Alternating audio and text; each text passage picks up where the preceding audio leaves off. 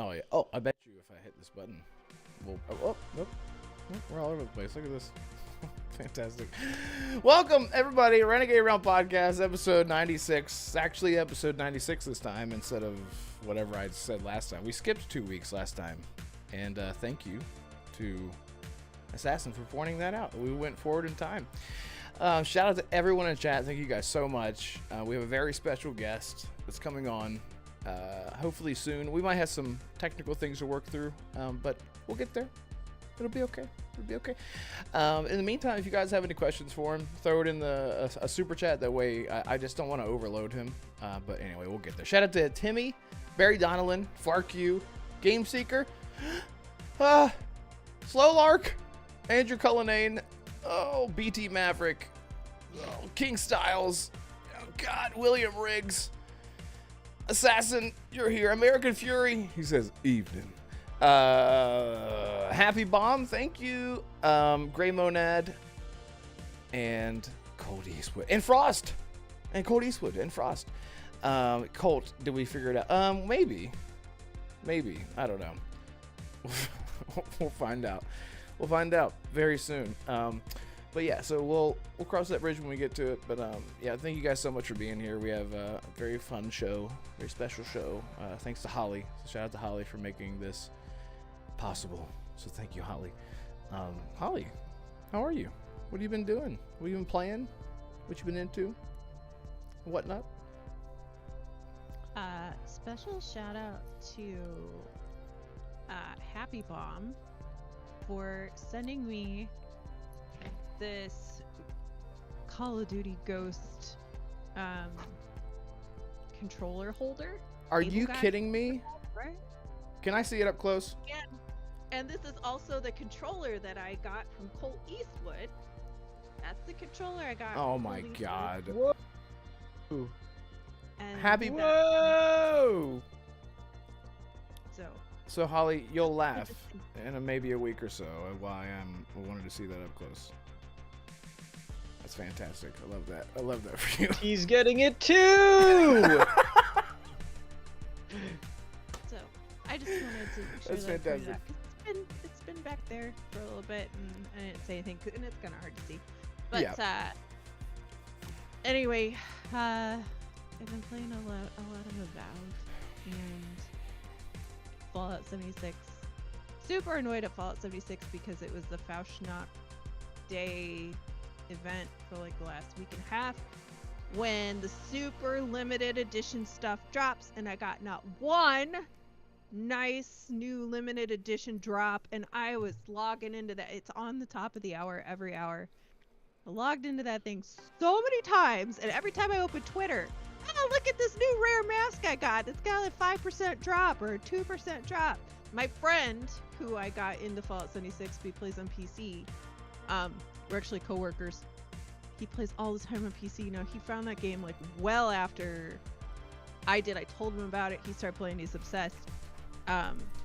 He's like, oh, but he's on PC, so he just like AFKs it. He like set up a camp in town where the event takes place in Helvetia, and he set up a camp and set up an AFK seating thing where he can sit down and like have his character playing the guitar, and he just leaves it sit there for like 2 days straight, so he gets every drop for 24 hours for 2 days. Like, look at all these rare masks I got, and I'm like, you didn't do anything. You just literally sat there. Doing something. He built the camp that allowed him to do that. That's true. That's true. I legit thought about turning on my Series S upstairs and then just plunking my character down in town somewhere and hoping that it would just AFK for however long. But then I was like, something's gonna go wrong. It's just gonna be bad time. It's not gonna work for me like it would work for him. So yeah. Let's see, man. But anyway, that's it. Is that it? Oh! I do have very important news. Damarco hates the Norwegians. He absolutely hates Norwegians. He hates them all. Like, watch out for that guy. That guy. This son of a bitch. That doesn't shock me at all. He is a man drunk with nuclear power. It's disgusting. Listen, he is listen. the Putin of Civ, okay? Whoa! Holy shit! I was told to go stop Gandhi, and nobody else was willing to stop Gandhi, so I had to step in, and my hand was forced into nuclear warfare. That was the only option that was given to me, because nobody else was helping. True. And So so you decided to treat the Indians the same way that Hollywood tried to treat the Japs? And so I had all of these Wow, that's nuclear a little- warheads just lying around, like dozens of them that were just sitting around, and they were just taking up space. Oh, And then here's the real problem. and then Gandhi- it was we were all about to lose the game, and then Holly decided to go to war with me. Good old peaceful me who saved the world from I saved the world from Gandhi, and what I got in return was Norway declaring war on me, and I responded. It's not true. So the real That's story exactly what is happened. that history is a giant lie because Gandhi's a real a-hole. And every time we play Civ with the three of us, it's me, Damarco, and Jonas. Gandhi Every 2 times, all is of 2 times. always coming in, and Jonas does it best in his Norwegian accent. Ironically, he does a really good Gandhi, Oh, where I'd love to Gandhi hear always tells that. us there is no peace in deterrence, and so like the jerk on the map. We always Always. when we play I like to make sure that Gandhi is on the harder, like we put all the AI onto one level of difficulty and then we put Gandhi one higher than that. And I think that's fun because you want to have the AI like not all the same, but I just like to make sure that it's Gandhi, the one that's more difficult. So naturally, when we played in the 2 instances, Gandhi was the one that just started like winning in every condition, every victory condition. Well, so here I am, the horrible player of Civ, chugging along, like literally playing my own game, which in no way makes me anywhere near winning anything. But I'm having a good time, and I'm doing better than I ever have before. And Damarco has giant death robots. He goes and he kills Gandhi, takes over all of his property, and then he comes to my town. Like a Monopoly game. No. I chose random on my Civ, and it gave me Norway, super ironically. And so he just comes down, and he's like, "Oh, look, you still have men with sticks and spears. Let me nuclear bomb you." This is libel and slander. This is dirty propaganda. So This is confused. not- Is this Civilization or is this Monopoly? It's Civilization. Okay. No, the game was like we're rounding out to like the last 10 turns of the game before it just ended, and then Holly, you did declare war on me, which no, not in the way that you think. It was a world. So they have these like world council votes that pop up. They're actually kind of annoying, and we don't really like them that much. But there was a vote for all the AI. There's like 8 total players, right? Three of us were real, and then the rest are all AI. And so they vote on something, and they were like, "Damarco has too much nuclear power, and he's a threat." And I was like, "Yep, he sure is." and then whoever voted yes. So then he came after me, and he's like, "Hey, Spearman, boom, boom, boom, robot, boom, boom, boom." So that's what I did for 6 hours. I got nuclear handed to me for 6 hours on Saturday, and it was great. Great way. All right, Great the way nuclear bombing did not go on for 6 hours. It did not to me, but it was enough. Maybe the bombs didn't fall for 6 hours, but their fallout probably did. No, the fallout's still going on. Another thing that does happen, yes. And I had nuclear submarines, so I was like, well, and so I went over to one of the towns that he stole from me earlier in the game, and I'm like sending nuclear I didn't. heads from They the rebelled. town to the town. It took like how many? It took like 15 nuclear subs to even get your walls down halfway. For some You had reason, 4 of them that were bombing the wall. Yeah, it was really quite entertaining. I'm honestly surprised that you two can make jokes like this, considering the current political climate. yeah, well, it's Norway. It's different. I love it. Holly, can you check Wow. your DM there? Or Jonas. Yeah, Damarco, what have you been into, man? Besides being a Guys terrorist. bombing the Indians.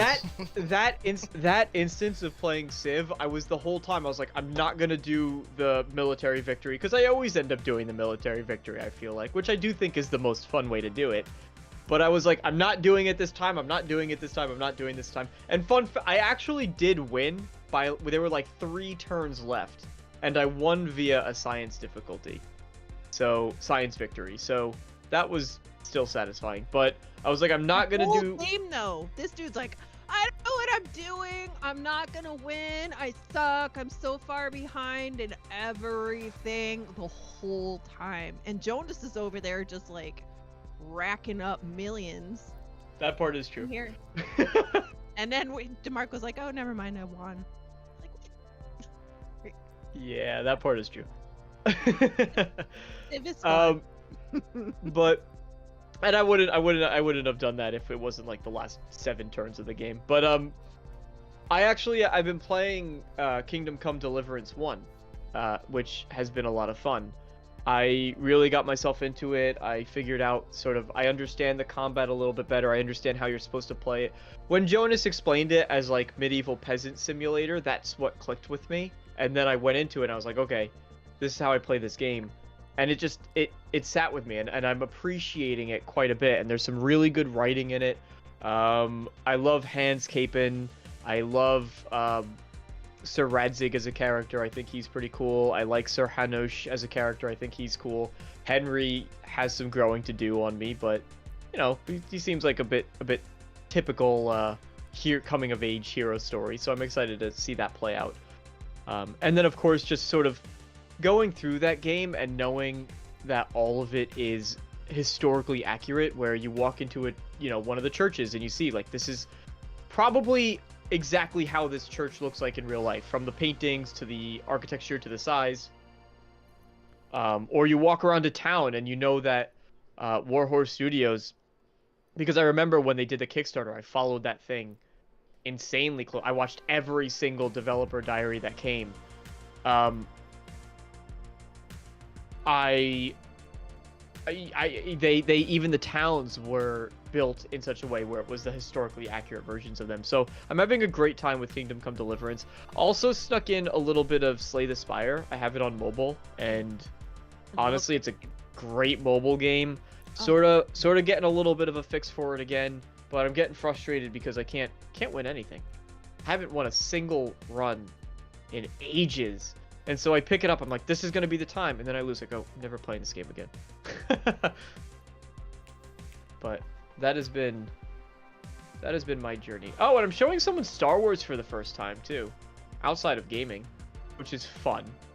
And Like the living vicariously through someone who hasn't seen it type thing. It's the best. It's been so best. much fun, and yeah. We're doing it in the release order, which is the right way to do it, because I wasn't sure, but I said, all right, we're gonna do it in the release order, and it's incredibly worthwhile, and it's a ton of fun, and I didn't realize that I like the original trilogy as much as I actually do, because I haven't seen it in so long, but they're actually good movies. I gotta be honest, I think just recent Star Wars has disenfranchised myself so much from the IP that I just started saying Star Wars is just bad, but actually those movies are pretty good. I gotta say. Wait, why'd you say it like that? You're because you're like a prequel guy too, right? I mean, episode 3 is a guilty pleasure, so do with that what you will. Yeah, that's like that's my favorite Star Wars movie of all time. Oh, speaking of, episode 3 in select theaters, they're actually bringing it back to the movie theaters. And then you could also potentially, if you have one of these nearby, you could see it in 4D where the seats move and there's like gigantic fans that blow, like when stuff is happening, and they shoot water out a little bit, and sometimes there's scents that they push out too, and they're re-releasing it in theaters on April 25th. In 4D, in all theaters, but also in 4D. Which I was gonna say, there's nothing like that in like the 4-mile radius for me. So it's worth going more than 4 miles. Did I say 4 miles? Yes. I meant to say 4 hours. Sorry, I'm doing behind the scenes stuff too, and I'm trying to. Anyway, Oh, believe me, we can see it. Casual Yeah. hangout. Brett. What is it? He's here. Wanna drag him in? Yeah, let me. Oh, I see. Here, let me. Oh. So he's in a different. You How can did drag A him in. casual hangout. literally drag him? That's what everybody did in There Did we it. go. Gosh. Oh my god, I love technology. It's fantastic. There we go. Okay. So now we're gonna have to move this on over. Sorry, assassin. It makes you cry a lot, especially when Yeah. it doesn't do what you want. Exactly. Can you hear me? Well, yes, we can hear you. Yes, thank Hello. you so much. Thank you for being patient. It never fails. Technology is a wonderful and terrible thing, all at the same time. I always blame myself. I have a tendency to boomer everything. Well, I do too, and I'm like way behind in that aspect. But I'm like I'm ahead in one aspect, but like I shouldn't be boomering just yet. But I do it all the time. But thank you so much for being here, Mr. David Goodrich. And I'll switch over all the names in just a second. I just want to say thank you so Sure. much for joining and our little tiny little baby channel, our little podcast that we have every week. It's an Brett, honor if to you have keep it, if you Yeah. keep it as is, we could do a high five chain. Wait, Like, where are because you? Like this? we're sandwiching right now. I'm on the Oh, like he could high five. He could. he goes both ways, and then you Oh, there go we go. just the other Oh, way. so and then I- we could... We'll figure It's it like out. the Dragon Ball Z thing where you're The doing fusion. I'm so glad that you just said that. Oh my god, Game Seeker in chat is gonna lose his mind. We're both massive Dragon Ball Z fans. That is so.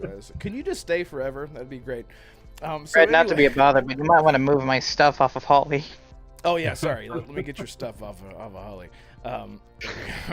Sorry. Let's see. Make sure I don't have anything. Sorry, what? Yeah, we'll just move on past that. Oh, Dave. Okay, so before we even, I want to ask about your setup, but just real quick, Dave, please tell the audience who you are, where you came from, like just some examples of stuff that you've worked on. That way, people can get a vibe of where you come from. And then Oh yeah, we're live, aren't we? live. Yeah. Hey, Dave, Not Dave, before you start, I think your output isn't your mic. I think it might be accidentally be on your. Oh yeah, thank you, Holly. Yeah, there's that little arrow, that little down arrow on the Discord with a microphone beside of it. You can click that. Right. And, yep. And then go to what? And then go to whatever go to input device and then select whatever your mic is. It's on the Yeti. It's on You the might have Yeti. to you might have to go Oh. back and forth. Now you're muted. Okay, good. Better? We're making progress. Better? Is it better? Is it better? It's this. Oh, there it is. There it is. Okay. Okay. I literally have to touch my Oh mouth no, to you the don't mic. have to do that. You're good. You're good. You're good. Sorry, we're yeah. The mic. Everything's fine. do Everything's fine. Just sit on top of it. Go ahead My and name do is that. Just our chat's gonna have a hard time. What's that? But who cares about chat? yeah, it's Can they all hear about Dave. okay? Yeah, we can hear you good. Sorry, now am I having? I love this. Is this good No, you- content, chat? Let us know. Fantastic. Yeah, we can hear you good enough. It's great. But yeah, go ahead. Tell people who you are and some of the stuff that you've worked on in the industry. Sure. I am Dave Goodrich. I have been working in the game industry for 30 years now. Started out making games for the PS1 right at the beginning. I've worked on games like Vigilante 8, Tomorrow Never Dies, so a couple of Twisted Metal ones, including Twisted Metal Black Online, a Star Wars Demolition one, True Crime, Ratchet and Clank, Where's My Water, also a kids MMO game that was aimed at people aging out of World of Warcraft but still wanted to play with their kids, called Pirates 101 and Wizards 101. That's mainly the bulk of the stuff people might know, and then I've done a whole bunch of little games for various tech startups. That is awesome. Yeah, some of the ones that caught my ear. Did you say that you worked on Tomorrow Never Dies? The PS1 version, yeah, Black Oh. Ops. Oh my god, that takes me back. That takes me back in time. That is so wild. True Crime, obviously. That one, New York. That one New York especially. Yeah, that one. I think I still have both of them on physical. That was just so nostalgic to think about that. Yeah, incredible work, man. So we have some questions for you, and honestly, this might be the most informal thing you've ever done in your life as far as interviews go. So we're just hanging out and talking, and but obviously, you know, I don't know if you can talk about what studio you're with currently or anything like that, and at any point if we ask a dumb question, feel free to answer by saying that's a dumb question, but I'll do my best to answer. So I'm going to keep the studio that I'm at right now private. Obviously, if I say something I shouldn't, then it's going to be harder to track me down and get me fired. Yeah, gotcha. Understood. Tell me about what's in your background. So you got Ratchet and Clank in your background. Oh yeah, I've got signed posters over there. Wow, this camera angle's really wide. I'm surprised I can see my little light up there. Usually I have better camera framing. There's a Ratchet and Clank PSB Size Matters there. Next to it, Small Brawl. One next to that is Twist Metal Black Online, and then Vigilante 8. All team side. Awesome. Is that like original, like from the day that the poster, the day that the game came out? That is so cool. That is so cool.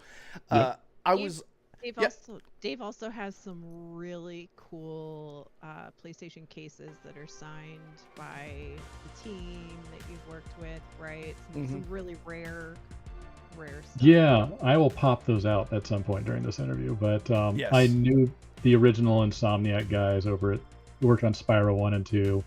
The lead programmer was my roommate for a while, so during one of the E3s, I had him go around and had the entire team sign it. So I got Spyro 1 and 2 signed by the team. Was that? Have you met Ted Price, David? Do you know? Yes. Like, do you actually know him? Is he a chill guy? He will not remember me. I used to. Which means you could say anything you want. I could say anything I want. But yes, I know Ted Price, Brian Algier, Mark Cerny, a bunch of them.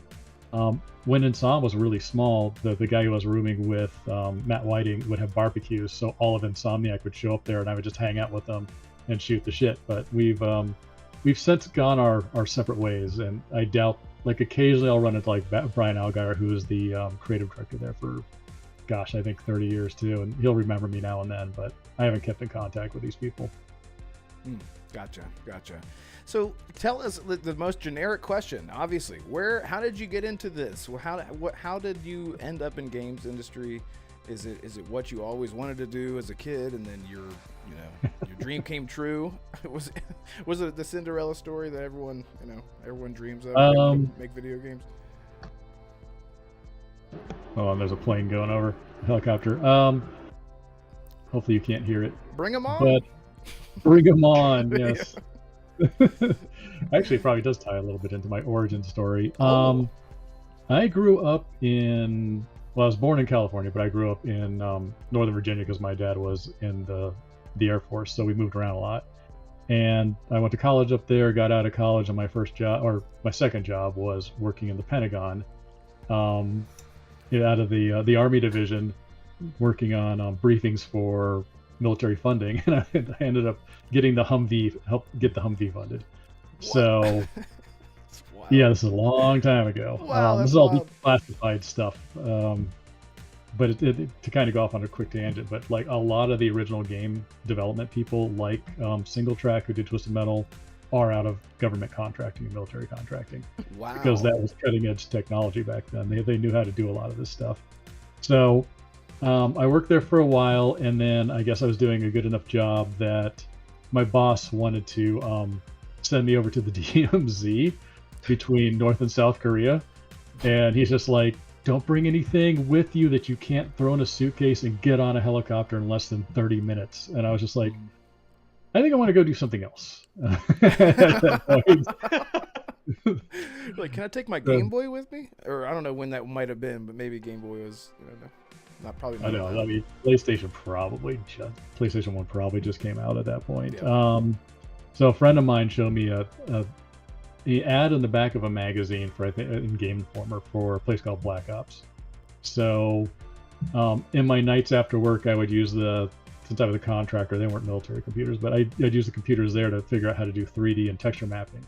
So I built my portfolio at the nighttime after work while I was working at the Pentagon, and then put together a whole portfolio, sent it over there. They liked what I did, and they flew me out. And then I joined games, and that's been doing it now for, as I mentioned earlier, 30 years. So it's been quite a career. Did you use any of that work, like, from your portfolio? Like, what game did that help build? What game did the Pentagon help make is what I'm asking. That's what I wanted to ask. I wanted to ask. Did they ask you to make a video game? Anything but James Bond? Yep.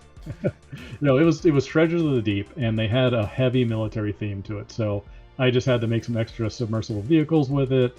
They even have like a couple of letter of recommendations from like old military generals in there that I used in to like get me the job at Black Ops.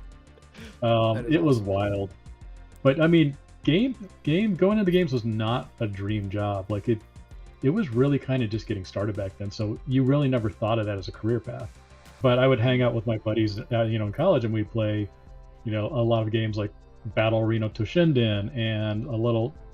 Some of the older games, even Twisted Metal 1, which that ended up playing a pretty big role in my career at some point, that I'm sure we'll get to. Mm-hmm. But yeah, I mean, getting into games back then was just, it's just another job. It seems like it's kind of fun. You go do it. It's not quite what you expected. But a lot of people, gamers were not particularly looked well upon. Back then, we were like basement dwellers. We were the guys who would play D&D, the little nerds who would get the crap beat out of us because stuffed in lockers and stuff. Exactly. So of gaming. So going into games back then wasn't as sexy. It wasn't like, oh my god, this is what I want to. Not like today. It's not like back then. It was just like, oh, this seems like a cool job. It pays all right. I'll go try it out. Right. So you were a gamer before you got into it, right? Or did you? Yeah, talk about that. What were some of your favorite games coming into the industry? Oh my gosh, a lot of PS1 stuff. I even have all my old Genesis and SNES stuff over here. So I do everything from, actually I can read them right off here. I got Metroid on the SNES, X-Men, Primal Rage. I should send you a picture of some of these things. That's awesome. Mega Man X, Ogre Battle, and then like Toe Jam and Earl we used to play all the time at college. And then I was really big into also Dungeons and Dragons and board games, because that's kind of where I got my foundation in game design, because that's where you learn how to craft rules and work with rules and remember them and how all the systems function together, because game design didn't exist back then. When I joined the game industry, it wasn't even really a position. It was just everybody there would kind of pitch in and say, how about we do this? What about this? But no one really owned it. And a lot of stuff would fall between the cracks because of that. Right. So you're saying that in current game development, my experience as a dungeon master is no longer as relevant as it was back then when the PS1 was out? Maybe if you were playing Baldur's Gate 3, but not anything else. Yeah. I don't know about that. Having the ability to understand those systems and craft out your own dungeon adventure, being a DM actually would help a little bit for sure. Well, I would imagine it would just give you had to sort of have a creative mindset probably in any aspect of the field in the industry, whether you're coding or you're a concept artist, well, especially concept artist, but I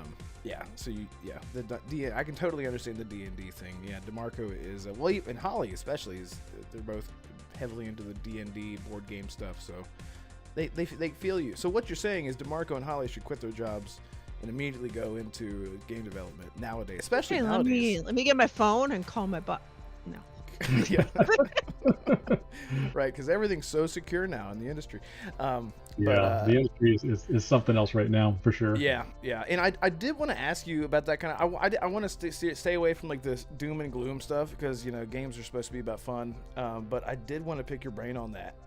But before, I guess what I'm really curious to know. Here's my first dumb question. So you're a designer, right, in the field of the industry. So what does that look like in comparison to, like I mentioned, like the coding and the obviously concept art is totally different. Where does your work come in the phases? You have your pre-production and then your conceptual phase, and where does your phase come in? Mine are the beginning steps. So if you think of it like building a building, I am the architect who draws up all the blueprints, and then code comes in and builds all the scaffolding and gets all the floors and everything working and the elevator going, and then art comes in and puts the facade on it and does all the decoration, makes it look nice. So generally game design, once we get our direction from the owner of the company or whatever publisher we're working with, will then look to us to be like, okay, plan out all of this, and we'll write out the levels, the characters, the mechanics, what the hooks are, storyline, things like that. And then I'll usually do it in tandem also with a programmer. Once I get a rough draft, they'll look at it and be like, okay, this makes sense, this is crazy, this is too hard, this system in the time couldn't do that, so let's cut that or put it as a stretch goal. And then once we have that GDD kind of all planned out, then we throw it in production at that point.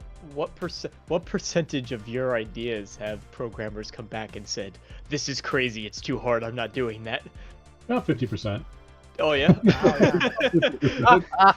I would imagine. I mean, that is something I think as someone in any creative industry, that is probably the most common thing is rejection, right? Just with whether you're a songwriter or you're an artist or anything, right? So I guess I shouldn't be surprised by that, but does that turn into like asset flipping later on? Like it's too hard right now, but maybe we can use it later on. Does that happen a lot? Yeah, that does happen a lot. So a lot of the games, like especially like Ratchet and Clank, we had a bunch of leftover assets, and Sony came back to us and we didn't have time to fit it in, and they were just like, hey, we need 20 extra levels in like a month. Can you throw a couple of, a bunch of mini games together? And we would just grab all these old assets from either the previous game or this game that didn't make it in, and then just shove them in there and then quickly throw together a very loosey-goosey level, for Clank to play in. But we ended up using those assets we could not because there just wasn't time to do it.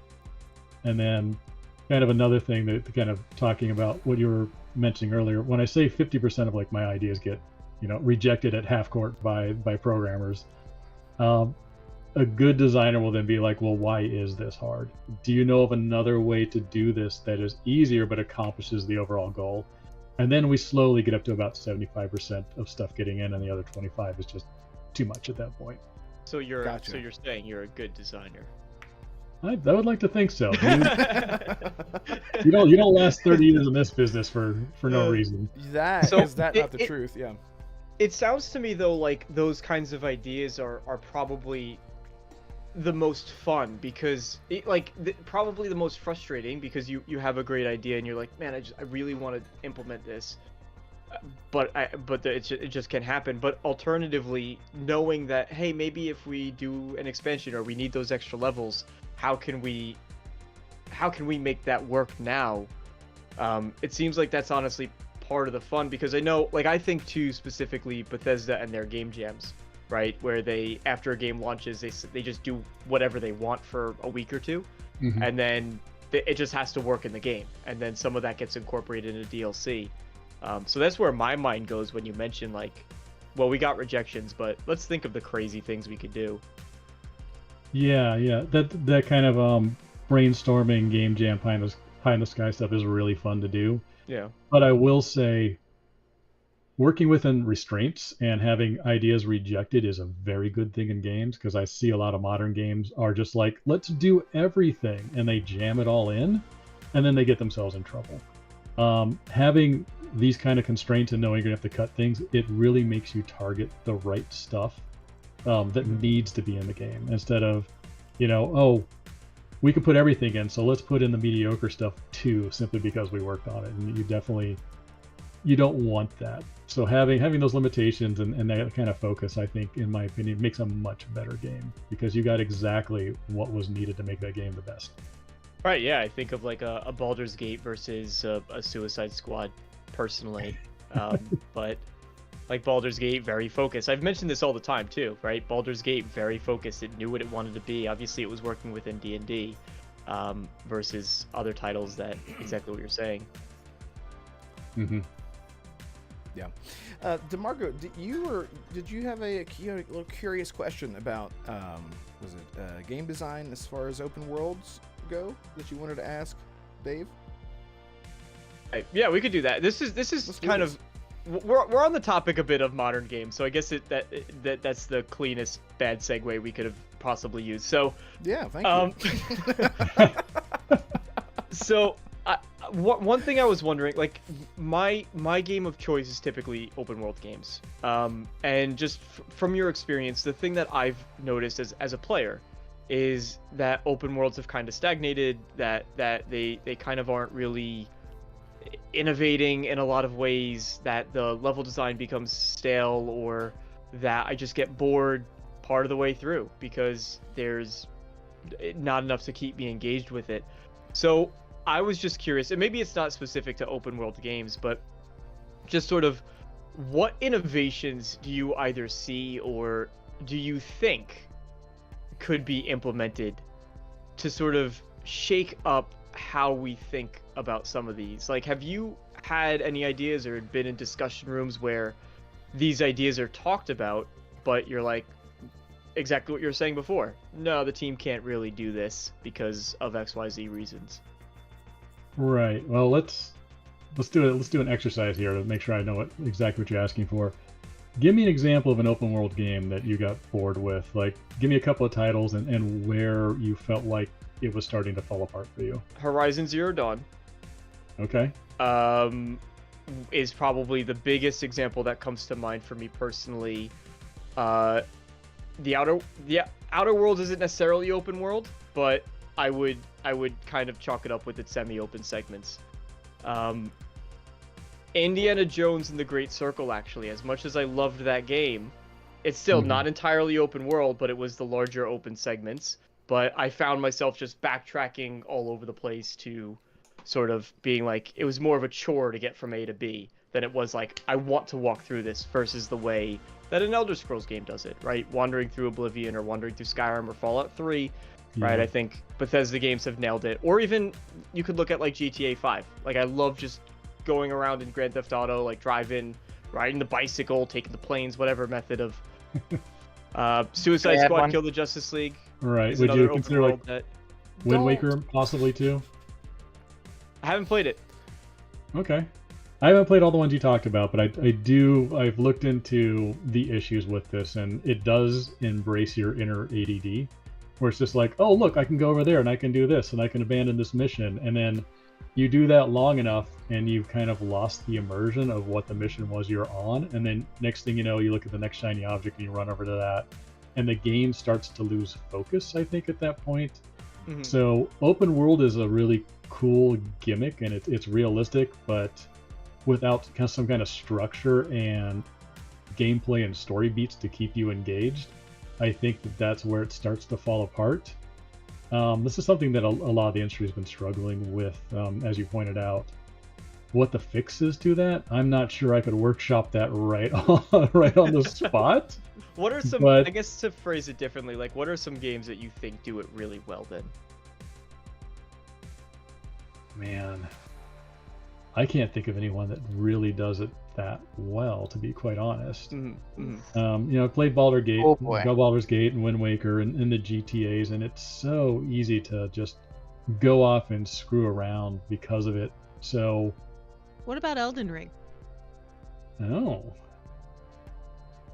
Elden Ring's a little bit better because they do have some gates that you have to get past, so it kind of acts like a funnel where it pulls you right back in. It's like I can run a good, actually very good one. I like what you just did there. Yeah, it has like a big open world where I can run around. I've got some points of interest that draw me into it. but there's a certain point where the game funnels back into a choke point, like taking the elevator up to the plateau, and then that again feeds you back along a more of a linear path. But Elden Ring's a little bit looser in that I don't have to follow a storyline like the other games do. All I have to do is just get to the end boss, so it's a little more open-ended there. So I think maybe they succeed in that by you're not off mission anymore because there really is no mission. You know, generally your mission is I want to get this weapon and this armor set so that I can. How did you not follow the epic story in Elden Ring? I'm like actually really disappointed. No, I'm kidding. It's right in front of you. No, it's like read this. Did you not read every piece of armor and every book and every? It's like, it's a lot. No. It's a lot. Yeah. It's an absolutely fantastic game, and it is proof Texas that you for don't nerds. necessarily need a wildly perfect narrative to really enjoy a game, right? Yeah. Yeah. Doom is another good one if you're talking about not needing a compelling story. Just pure raw gameplay. Doom? Just having fun. Oh yeah, Doom, yeah. Yeah, that's a good but one. it's not open world. It's a little bit different. It's not open world, but Yeah. that game pretty much speaks for itself through its gameplay more than its story.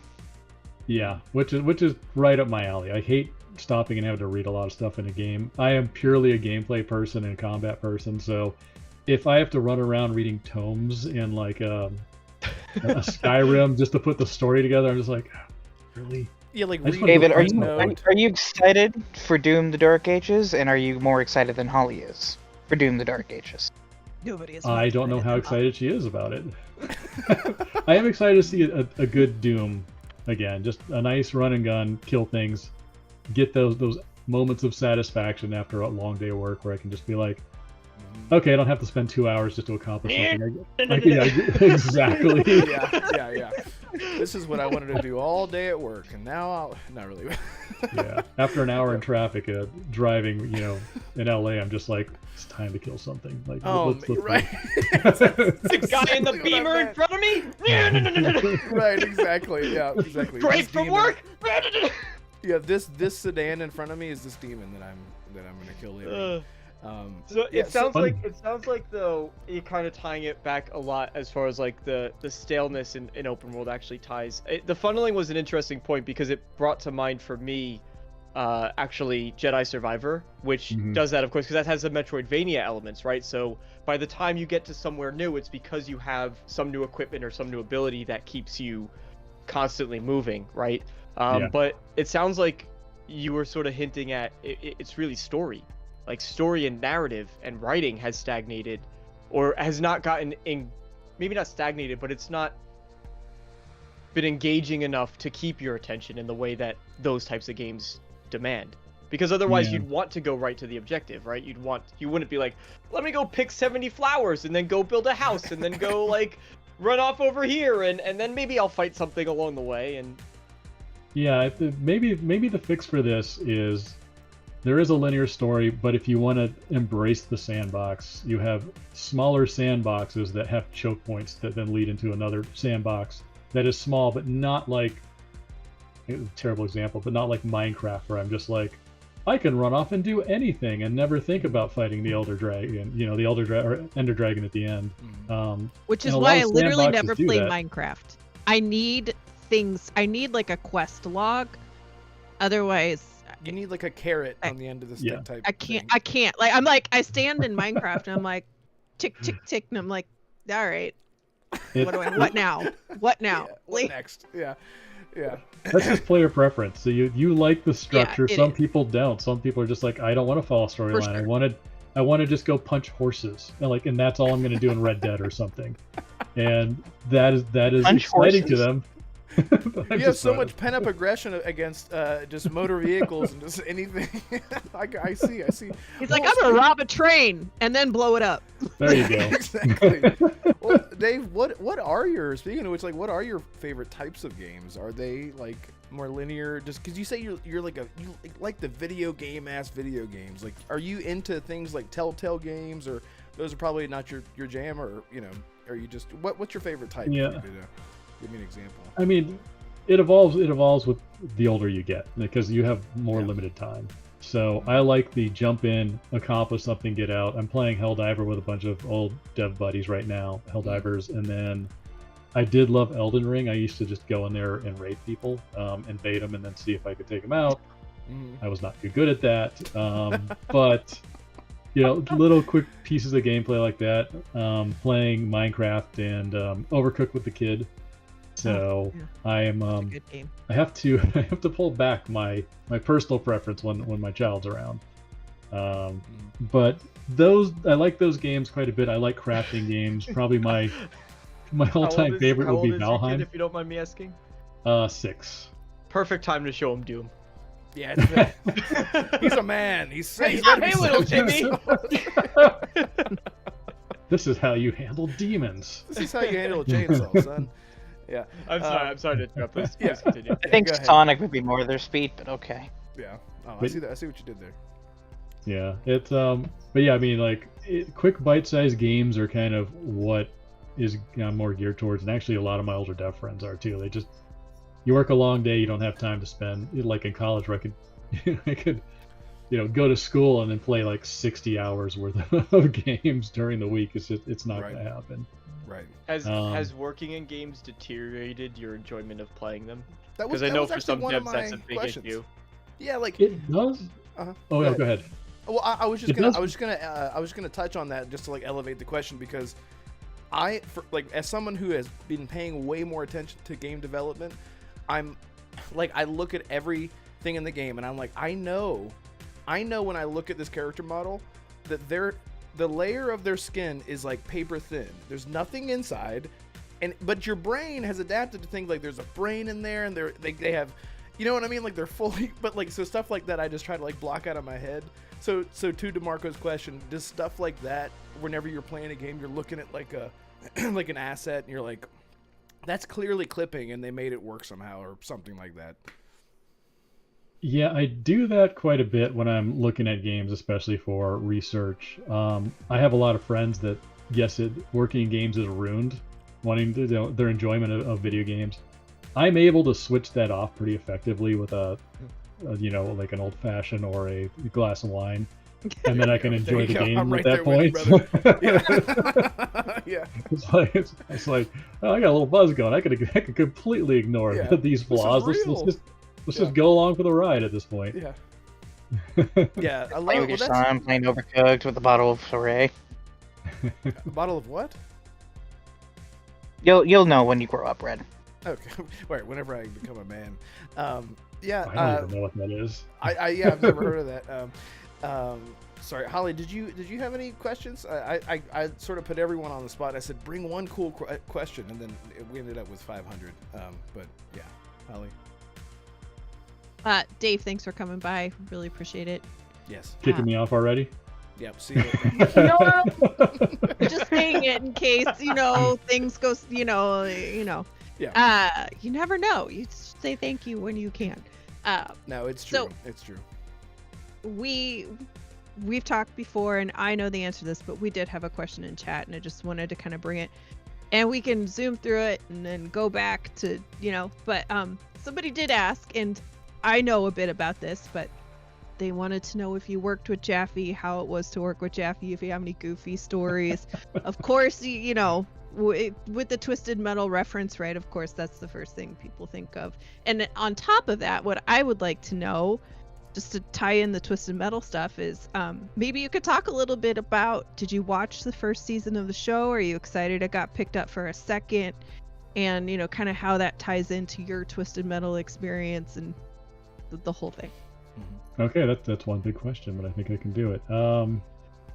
Yeah, I know Jaffe. I actually took over the Twisted Metal series from him after Twisted Metal Black because, he's kind of put it out there, so it's not like I'm throwing slander out there, but him and the Incognito guys were not getting along. He's a handful, man. He's a big personality. Yeah, he's He's very, he's a big personality. He was lucky he had Incog to do all the design and level layout and art and animations, all that stuff for his big vision. But big personalities are often very difficult to work with, and he definitely had that reputation and quite an ego at the time.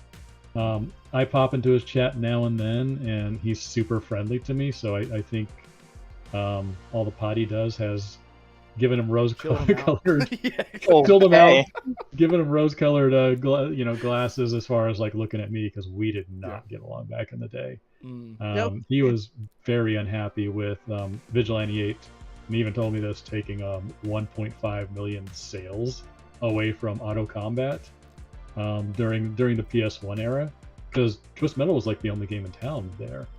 And when Sony saw one of our initial builds, they freaked out, not wanting Vigilante 8 to be the only car combat on the PS1, so they immediately threw Twist Metal 3 into production, and they crunched those guys. They had made a game in like 7 months, which was unheard of. They were working on 24/7 just so there wouldn't only be one car combat on the PlayStation 1.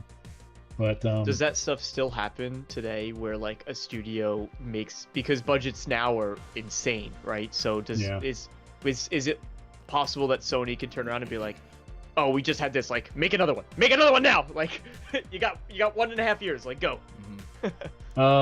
It doesn't happen anymore. Everybody's chasing live service now, and I can't believe how big the games have gotten. Like they're juggernauts. They're taking 4, 6, 8 years to make, which is unheard of. Like we did V8 with 4 people in a year, basically. I feel like we do need to get back to those kind of leaner times. But I'll circle back to Holly's question. Yeah, While it's still fresh on my mind. Yeah, I work with Jaffe. I took over the series from him.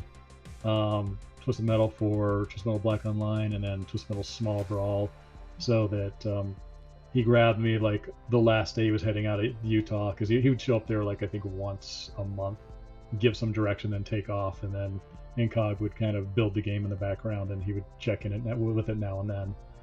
And he was like, "Hey, I'm glad you're taking over Twisted Metal. I'm burnt out on this series. I don't want to work on it anymore.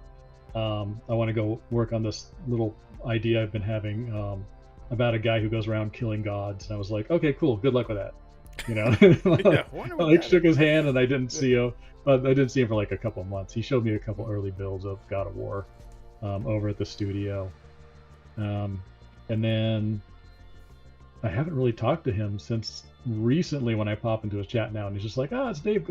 I've got a bunch of clips for my channel of him saying my name and everything I worked on. I use that at the beginning of my videos for fun. But as far as like the Twisted Metal series show, I am excited for the second one. They actually used 2 of my characters that were of my creation, which was the Small Brawl characters. When you see the RC cars at a very quick scene at the beginning, they use that there. I'm hoping they use some more of my original characters that I created for the second one, because I have a couple of one's like a cannibalistic trapper. Another one is like a piecemeal guy who's kind of like a Frankenstein kind of dude. Maybe they could fit that in this post-apocalyptic series and see how that goes. But I'm more excited to see if they use any more of my stuff. One of my favorite things, I'm heavily in the Twisted Metal community, and they pointed out the ending of the first series where she brings the ice cream as like, all this for ice cream. That was a line that I wrote for Twisted Metal Small Brawl for the Sweet Tooth ending. So they actually reused that. That's cool. Yeah, that's cool. Yeah. Did you know? Maybe I missed this. Did you know that they were bringing in those characters? So like you went to go watch the series, and as you're watching it, you're like, "Bro, I made you." Yeah, it was watching the series and seeing that. I mean, once you're out of so awesome. Sony or not connected with those licenses anymore, they don't keep in contact with you. You're dead to them. So you didn't have like a dude behind the scenes being like, "Dave, you're never gonna believe." No. My audience found it, and they're just like, "Holy crap! It's Hammerhead from Small Brawl." I'm like, "What?" That's and amazing. they like send me a freeze frame of it. And I'm like, "That's super cool." But yeah, I mean, they're not in contact with us. I heard they reached out to Jaffe for a possible appearance there, but generally once you leave Sony and all that stuff, royalties and stuff like that don't roll in, even if you made the characters, because when you're working for Sony or Activision, if you make anything working for them, they own it. So I always hear questions from people going, is Jaffe still getting royalties from Twisted Metal and from the TV series? It's like, no, he has no connection to these things anymore, other than, he made it for Sony, and Sony gets to use it as they want. But do they reach out, like, sometimes I would think that they might reach out to maybe ask for a few hours as a consultant for, maybe character development or something behind, right, the original ideas. That is possible. I have not heard of any cases of that. I mean, you would have to be a known name. Like Jaffe's been out there for 10 years and promoting himself, and he has all the PR training and is like well spoken. He's lighting up all kinds of He's hitting firefights buttons. on the internet at Yeah. the moment. Yeah, That's yeah. keeping him in the limelight, and he's doing it very strategically, as much as it looks like he's being a, what does everybody call him, a lolcow now? But he's playing it smart by doing that. Or George Romero, like they probably reach out to these individuals who've been made sure that everybody knows that their name is tied to these franchises. But like me, I've always kind of operated behind the scenes a little bit, so Yeah. I've only just started streaming about a year ago and being like, hey, actually, I also worked on this stuff too. So I doubt they'd ever reach out to me, but definitely big names that there's that potential, unless of course they were a pain in the ass at some point while working on these projects. Yeah. And Twisted Metal, I mean, even now, I mean, Twisted Metal is just, even if you haven't played Twisted Metal, everyone knows like what Twisted Metal is. They're super prolific. Out of all the things that you've worked on, is besides Twisted Metal, maybe it is Twisted Metal. What is like the thing that you're most like? Whenever I asked you earlier, like what games have you worked on, you're like, got to mention this one because this one I'm really proud of. What is maybe near the top of the list there for you? It's probably, I mentioned it earlier with Vigilante 8 series. Because we kind of broke a record with that one, we did that with 4 people. And that was in a year, and it was pretty unheard of. And on top of that, we only had one programmer. He wrote the engine, he did all the gameplay coding. He was a miracle worker. I would occasionally go, hey, I've got this idea, how hard would it be, kind of going back to like all these things being cut. And he kind of spoiled me because he'd be like, that sounds kind of hard. I'd go out to lunch, I'd come back, and it would be in the game. And I'd be like, what did you do? Like, how did you do this? Right. He was Adrian. He was a genius. And even when we started like moving into, we made an N64 version of it, a Dreamcast, he rewrote all these engines because we didn't have things like Unity or Unreal. If you wanted to go a new platform, you had to build an entire new engine from scratch. It's each insane. time. Wow. That is unreal. Yeah, it's that was quite the accomplishment.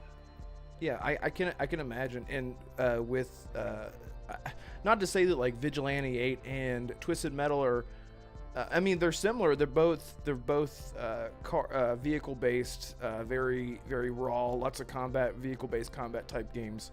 So I guess it was already right up your wheelhouse, either way. So it was probably something that you were like, I can do this. Yeah. Right? One of the reasons that I've heard over time, it's allegedly the reason the Twisted Metal guys hired me was to kill the Vigilante 8 franchise, but because they don't want the competition. But the joke was on them because Activision looked at the numbers of all the other car combats and said, these aren't selling anymore after Halo and all these other games. We're not going to compete. So they decided not to fund another one, but Sony was going to do it. So I went over there and worked on a couple of those titles. I also worked on like a Crash Team Racing for 2010 that was really cool. Things like that. Yeah, that's So- great. Go ahead. I got another question. So just on that, like, that was probably your favorite of your personal portfolio, but just as a gamer, what is your favorite game? It could be yours, right? But it might not be. Or maybe, I guess, 2 questions. You could probably split it into 2 different things, right? Like, what is your just favorite game? And then also, I would say, as somebody who works in the industry, and like we were talking about, right? You sit down, you play a game, you see the flaws, or you're thinking about a lot of the behind the scenes stuff. What is the game that you can most appreciate as far as, the whole product? Like, it's a real accomplishment.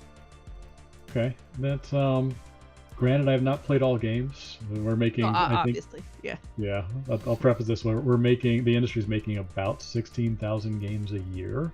Oh my god. So that's like across mobile and Steam and all the other, like, no one can play all of them. So out of what I've played, I would probably say one of my favorite games, combined with kind of the accomplishment that you're talking about, would be Valheim. That was also made with a 4-person team. And Fred, that's it one of is your favorite games, It's right? one of my spectacular. favorite games of all time ever made. Yeah, The again, procedural generation, the crafting, the combat, all of it feels really, really good for what it is.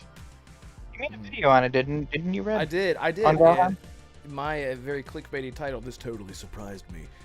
But it did. It literally did. It was one of those, I heard everyone talking about it, and I was like, I don't believe you. But then I played it, and I was like, it's like everything that I wanted out of a game in its genre, and it's the survival aspect or whatever. Of course, I come from Norwegian blood, so I was like, my father's grandfathers will, I can totally vibe with this. It's so impressive, and I think one of the things I was really surprised about was I didn't look at it enough to realize that its art style was so, I don't know what you would call it. It's low grade but high. It's like elevated with its lighting somehow. I don't know how that works. Anyway. Good eye. Yeah. It's pixelated textures, and they're very big pixels, but the animation and the lighting is so perfect. You look past it. And they do a lot of blurring around the field of view, which blends in a lot of those pixels in the areas that you're kind of looking in. So it does kind of hide that aspect of the low. Like, you really have to get up on something close, like on your Viking, to be able to see that. Yeah. But it's a real testament to less is more, as far as like visuals and art style and what they could pull off. But I mean, the game it's not perfect. Like the fishing in it sucks. But sailing a ship and then having that sea monster come up the first time, like, it is great. It is so fantastic. The water physics and everything.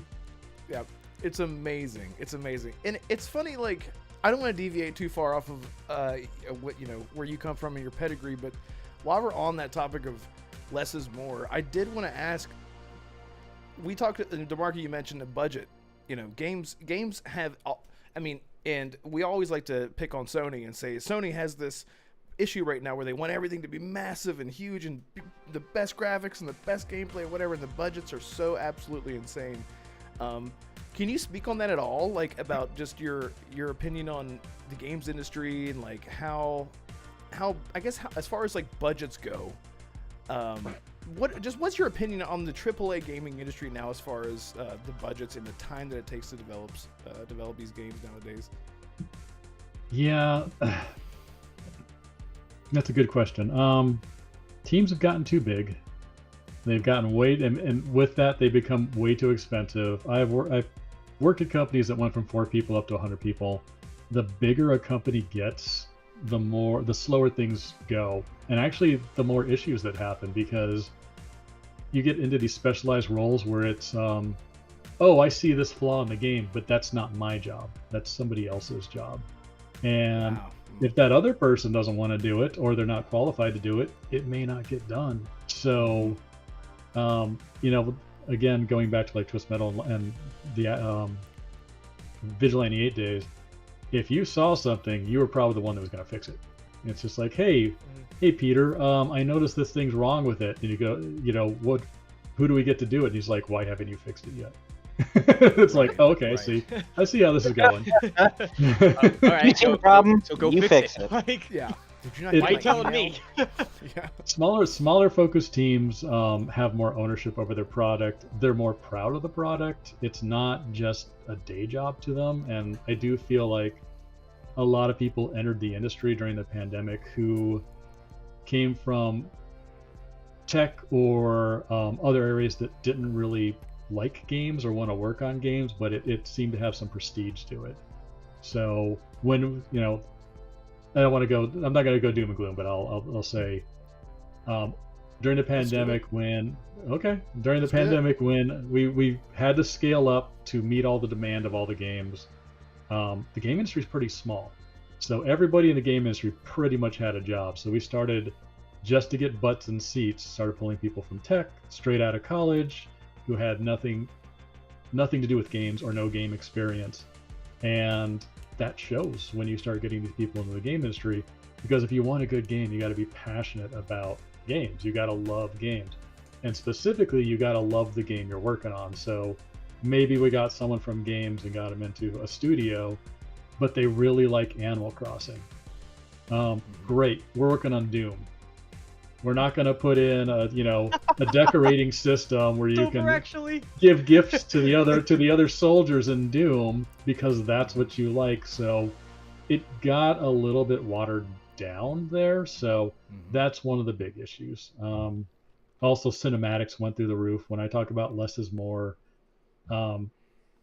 the consoles are so powerful that, and like I said before, you can put anything in, the good stuff, the bad stuff, the mediocre stuff.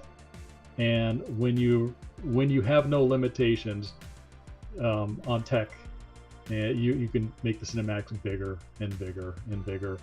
I don't care if I can see the shine on Aloy's teeth, or the highlights in her hair when she's standing under a tree. It's like, no, it's this is a waste of time and money. And then when they start to put that in, they really start to kind of push that into the cinematics. You got to grow that team. It's a lot of fluff that does not need to be there. It does not serve the core of the game or the gameplay. I think about smaller projects too. Like, for example, for me, Immortals of Avium comes to mind, or Nightingale. And those were two games that were done out of passion. The Immortals of Avium in particular, I remember seeing how that was the Call of Duty, designer, director, or developer, and he tried to pitch it to Activision and say, I want to do this thing, and it's like Call of Duty but with dragons and like all this other cool stuff, fantasy stuff, and they said no, and then he went off and did it on his own. And that studio, of course, subsequently, it was a smaller team, but then they did have layoffs. So after the project, these smaller teams are good, and I completely agree with everything you're saying, but I'm just curious about like what that is, something that is fueled by the passion that you mentioned. It's fueled by the smaller team to be able to have that more concise and dedicated vision. Do you think that's just an instance where it's that market is oversaturated, or is just the marketing, or like where does a game like that is fueled by the passion not able? And then conversely to that, you have something, maybe not the best example, but like PI Mouse for Hire, right? Which is one of the top, I think, 30 most wishlist games on Steam. Also an indie project, smaller, fueled by passion. Of course, that has a really creative take to it. But like, what's the difference between, Yeah, even if you're a small team that's passionate and makes a good game, that doesn't mean it's going to succeed. You kind of nailed it on the head. As it needs marketing to get visibility, or it needs word of mouth. You can make the best game in the world, and it's fantastic, but if no one is aware of it, it's going to fail, and you're going to have team layoffs. It's there's that, and let me see. I'm trying to think here. It's marketing. Yes, you can have passion. You can make a really good game. But just getting through all the noise, there's quite a bit of oversaturation in the market right now. But you also have to make sure that this is something you want. Probably a bad example, but someone could offer me the most beautiful handcrafted, Greek vase on the planet. But if I'm not in the market for that, if that does not appeal to my taste, I'm not going to buy it. Not that it was not well done. But, if you're talking about Avium, was it? Immortals of Avium. Yeah, Immortals. Yeah. Is an example that comes to mind. How big of a market does Flying Dragon games have right now? That could also work against it there. It's it's probably a little bit of a niche game, which probably hurt it a little bit there also. So there's no real secret sauce, to games. It's a lot of luck. It's a lot of not knowing what your limitations are and pushing forward with passion, and just praying to God that this thing lands. You're talking about Detective Mouse. There's a market for that. That looks interesting. People like shooters. It's got a fantastic art style like Cuphead. It's going to stand out. and that's probably why it got wishlisted so much. But if you got 15 other Dragon-esque games, I don't know, maybe Dragon the Veilguard hurt it a little bit. It's yet another Dragon game coming out this year. We can't have too many of those.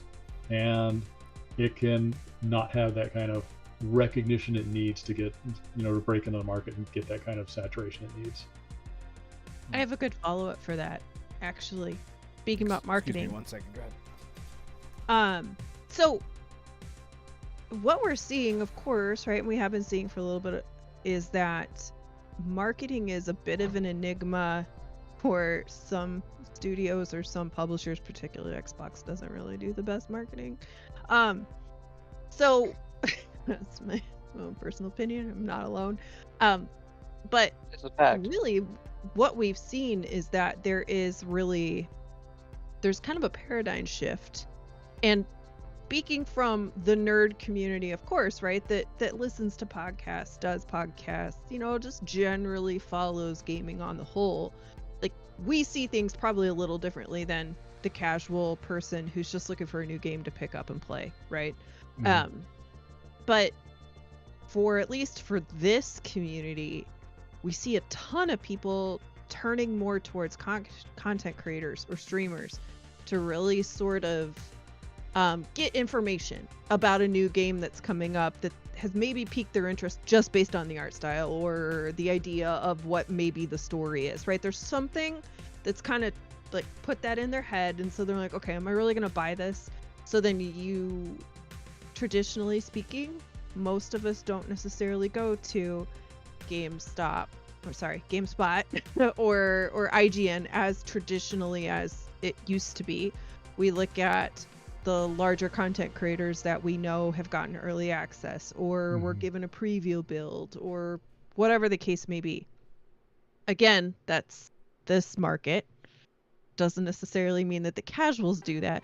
So my very long lead up to the question of, as a game development studio, are they starting to pivot and lean more on this content creation group to sort of help push, their game and their content out to intrigue people, maybe more than the traditional routes? Or is it maybe 50-50, or this is really just still a small niche and they're, kind of keeping more in the traditional vein of, I don't know, a commercial in an ad on YouTube or whatever the case may be? I think you're right. They're moving more into influencers online. Back in my day, we would often crunch to get games out by Christmas because Activision or Sony had bought all the marketing and the commercials time slots and then the magazine ads on top of it, so we couldn't miss it. But today, if you got a content creator and they have an already built-in audience and this person will sing the praises of this game, not to mention now this ad is also targeted at a specific audience that's probably interested in this. And you guys don't really have a timetable. Like, if I miss Christmas, I can just ask you to do it, try to push the game in January instead. Like, all that marketing's not going to be missed. There's no print ads that got screwed up. There's no commercials that missed the Super Bowl halftime or whatever time frame is out there. So I think it's cheaper for them and more flexible. Though, as we know, there's some games out there that don't even need marketing at this point. Like GTA, everybody knows what this thing's going to be, and they're all going to go out there, and it's going to make more money than the US GDP probably. But it's content creators are. I think in short, it's a targeted ad. You guys are passionate about it. You'll push it. Your audience is going to be more interested in it than anybody who sees like a flyer at a GameStop. Or it's probably cheaper in the end of the day too. It's a lot cheaper. It's a lot cheaper. Yeah. I mean, I hear Just content to say, creators. Red, you got to raise your rates. That's the problem with my channel. I'm not charging enough. There's the follow-up for Red. I'll ask for him and Damarco. Please. Please. Is that, like, I'm gonna start streaming soon, Assassin streams, but then Red and Damarco do, you know, curated videos, right, for content that they're interested in and stuff like that. So, you know, they've got subscriber counts. So, but they're probably, depending on the studio, depending on who they're asking, right, they're probably either gonna get a code or they're probably on the cusp of not getting a code, or close but not enough, that kind of thing, right? Do you have any advice for, you know, for a smaller content creator that can, you know, boost their channel's acknowledgement, or at least like their FaceTime with just any studio in general, besides just growing your channel?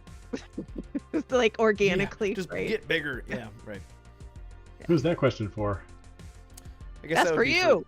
Yeah, for you. I'm not a content creator. You guys are the content creators. No, I meant like from Like the the PR studio side. side, like, Oh, you know, from the- yeah.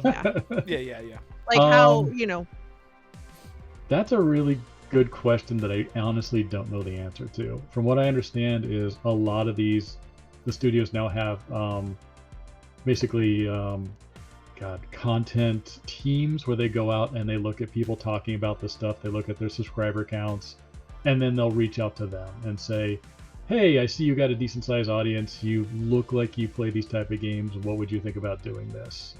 sure. There's a Ratchet streamer that I know pretty well, as in, you know, talked to him many times on the internet, never in person, but he streams a lot of Insom stuff, and he's very vocal about it, and they invited him out for a press conference like last week. But they found him. It's really, I don't know if content creators approach the big studios. I would imagine if you could find someone to talk to, it would not hurt to be that proactive and just say, look at my channel, look at my subs, I cover this type of stuff. Send me a case of I don't know, G Fuel, and I'll shill this thing all day long, or, you know, whatever they pay people with. Yeah. G- Yeah. Knickers and G Fuel, Doritos. Yeah, exactly. Yeah, I mean, I have been brave enough to reach out to like Konami and GSC Game World for codes and stuff, and it's funny, like, you would be surprised who reaches out in comparison to others. Konami actually responded to me and said, sorry, we don't have any codes for PC, you know, and I was like, well, at least you responded to me, that's cool. I would assume that it probably differs from studio to studio and whoever the PR team is handling it, so I guess the standards might be different there.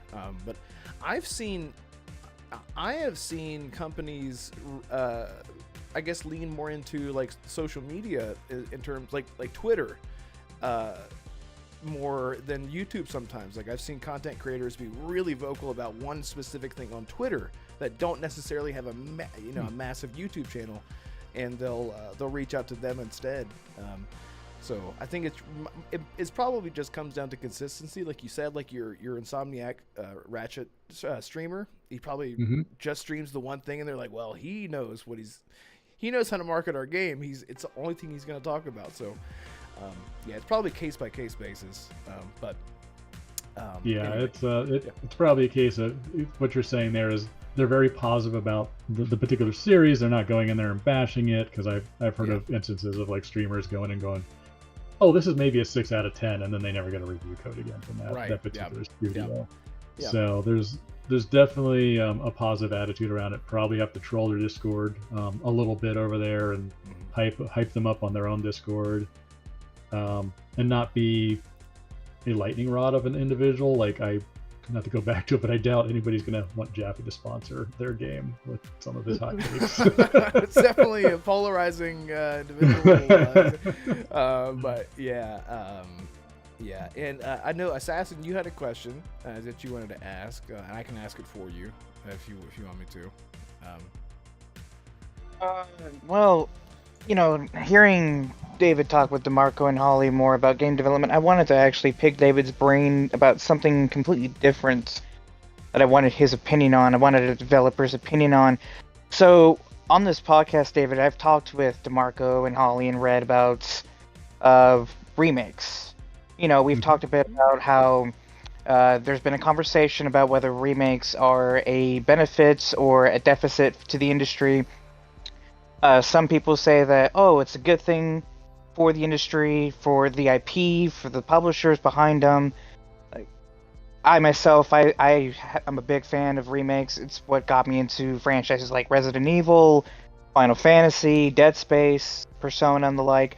But then there are also people that say that remakes can be a detriment, where people say, well, it's because they don't have any quote-unquote good ideas, or they're just looking for a cash grab. So I wanted your opinion about remakes and their place in our industry. Do you think that it's a good thing that it brings more gamers into knowing about these IPs, or do you think that maybe we could do less remakes and maybe try new, different things? Right. Do you mean remakes or remasters? Remakes specifically. I'm not talking about remasters like Last of well, Us, Last of Us, like The Last of Us. Yeah, that. Let's not talk about The Last of Us. They got called remakes though. That's They stretching were- it a bit. They were. But no, I'm talking about officially- from the ground up remakes. Like they're officially, completely those are different from the remakes. original. Like a Just Resident saying. Evil 4. Right. Like a Resident Evil 4, like a Final Fantasy remake, like Persona 3 Reload. That's Right. like Metal that. Gear. Those type of remakes. Good question. Yeah, I was asking because I know they released the Ratchet and Clank Size Matters on PlayStation 5 along with Secret Agent Clank and all that, and those are. And I today think- with Tony Hawk's Pro Skater 3 and 4 Deluxe, ironically, Yeah. it was also announced today. Yeah, and I'm But not I think sure- that's more of a remaster. I'm not sure where those fit because they upgraded the graphics on, let's say, Size Matters, and then fixed the controls from the PSP version. They changed some things in there and fixed some bugs. Is that now a remake instead of a remaster? Right. I don't know. We're straddling the line there. But as far as your take goes, I think a remake is great if there's enough time in between when it was initially released. If you're going to do a remake 3 to 5 years after a game was released, that feels like a cash grab to me. If you want to bring back some of the old titles that are no longer playable on systems and remake them, like, here's a good example. I approached Activision right before the Microsoft acquisition and to see if I could get the Vigilante 8 license back. And because I wanted to do a remake of it, I have volumes of old design documents of like things I wanted to do in it that got cut, multiplayer modes, things like that. And I could do that with a small team. And when I approached them on that, they basically said, no, go pound sand. Like, we're not going to give it to you. And I'm like, well, what are you going to do with it? And they go, nothing. And I was like, why? And they go, well, we might have it show up as a poster in like a Call of Duty game, on the wall in like the locker room. And I was like, this is such a And we'll waste. give you the Oh. rights back to Oh. do that, right? Like, right. who cares? Yeah, so If someone told me that as a creator of a game that I poured my hard-earned passion into, I wouldn't be pounding sand. I'd be pounding the person who told me that. But that's just me. it's hard to do that over email. it's true. But Bunch of fist But- emojis. Yeah. but Sorry, go ahead. what I'm bringing up in that case is it's been 25 years since that game came out. I think a remake of that would be just fine. I think the Tony Hawk one is just fine. But if we're talking like a Last of Us, no. Like, it can still be played. If you can still access it on a system without an emulator, I don't think it quite needs a remake yet. And it's still available. Now, I know a lot of the remasters are coming into play because the industry kind of screwed the pooch on the live service stuff, and they don't have enough games, so they're going into the backlogs going, holy crap, how can we feed these game passes and everything? Let's find all the old stuff that we can quickly get working, stand up the code, and like throw it onto the system, which I think is where the Ratchet & Clank Size Matters and SAC came from. Apparently even Star Wars Demolition, which is another game that I worked on, also made it onto PlayStation. I was just like, okay. But I mean, it makes sense because you can't play it unless you go to like a retro store and get a PS1 and then Right. buy that disc and then pray to God that some kid wasn't using it as a coaster, and it still works. But yeah, I mean, so that's my take is if you cannot reasonably get a hold of it and play it right now without an emulator, then I think a remake makes sense. There you go. I'm glad that I appreciate your honesty because I think all of us here can agree that even if I love The Last of Us, whatever, I just played it. Why? It seems like for the people that like missed out and like, oh, now I can buy this version, maybe it's better type thing, but it's very clearly exactly what it is. It seems like it always is a cash grab, unfortunately. But I do think it benefits games like Resident Evil 1 and 2, and like the old games that just are practically unplayable in comparison to today's modern, just what people are used to. Like, I'm notorious for being able to go back to 1947 to the first video game ever made and play it because I don't know how, but I love old games. But for the modern audience, it's just not gonna sell. Go ahead? Sorry. Yeah, that you made a really good point. Is some of the old games did not have the best controls, but because they were the only game in town, we put up with it. And just updating the graphics and throwing on a modern system, it's not going to be a good gameplay experience. We've learned so much stuff in the last 25 years on how to fix controls and camera and gameplay loops and progression. And you look at the old games, you're just like, this is painful. I like this thing. Why would you put that on a modern system? That is honestly why I stopped playing Devil May Cry HD from Capcom. I tried to play it, but those fixed camera angles every time I tried to kill an enemy was just unbearable. I had to stop. Like, I don't know how people played it back then, but for someone like Red who played it a ton back in the day, you know how to play it, you know how fun it is, but for me, it's just this type of experience, it's not fun. Like, some games are outdated because of their design. Yeah, and that's where it would really shine in a complete remake, is you can update the controls, give it the graphics. If it's a beloved IP, and it's just like, we don't want to let this thing die, that is a good candidate for this. I have to ask this question because it's always so interesting to hear if you can answer the question. Again, say you can answer the question with no.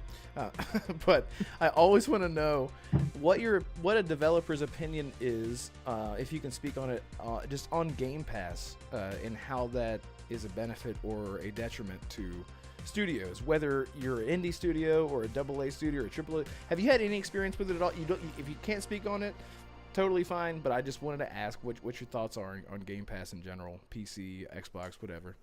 Yeah, Game Pass it's basically where I get a subscription and I get access to a bunch of games for free every month. Yeah. Correct? Yep. Yeah. That model used to work a long time ago. Sony used to do that with bundles and kind of skirt around that a little bit, like, hey, if you do this, we'll bundle your game with with the PSP or the PS2.